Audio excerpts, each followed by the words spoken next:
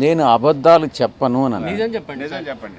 అంటే నేను అబద్ధం ఇప్పటి వరకు అబద్ధం చెప్పాను అని అర్థం. నిజం నిజం చెప్పండి సార్. చెప్పండి. ఇన్ని వెంకటేశ్వర స్వామి మీద ప్రమాణం చేసి చెప్పారు, ఇది కూడా ఒక నిజం చెప్పండి. అసలు ఏం జరిగింది, ఎందుకు ఈ డెసిషన్ తీసుకున్నారు, దీని వెనకున్న కారణం ఏంటి? నేను ఇప్పుడే మీకు చెప్పా, నేను అబద్ధాలు చెప్పను అని అన్నాను. నిజం చెప్పండి నిజం సార్. చెప్పండి. అంటే నేను అబద్ధం ఇప్పటి వరకు అబద్ధం చెప్పాను అని ఇప్పుడు అర్థం. నిజం నిజం చెప్పండి సార్. చెప్పండి. మిగతా అంటే ఇప్పటి వరకు అబద్ధం చెప్పానన్న ఏ ఛానల్ నుంచి కాదు మీకు? సార్, ఇదొకటి నిజం చెప్పండి. కారణాలు ఏంటి? అంటే ఇప్పటి వరకు అబద్ధాలు చెప్పాను, ఇది ఒక్కటి నిజం కాదు సార్, చెప్పాను. సార్, వెనకాల ఉన్నటువంటి నిజమైన కారణాలు ఏంటి? పూర్తిగా వ్యక్తిగతం.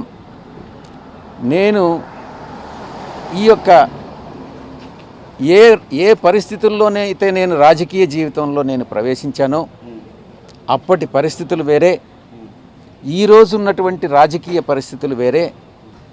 ఈ పరిస్థితుల్లో, ఇప్పుడున్నటువంటి రాజకీయ పరిస్థితుల్లో నేను ఒక రాజ్యసభ సభ్యుడిగా అటు రాష్ట్రానికి కానీ ఒక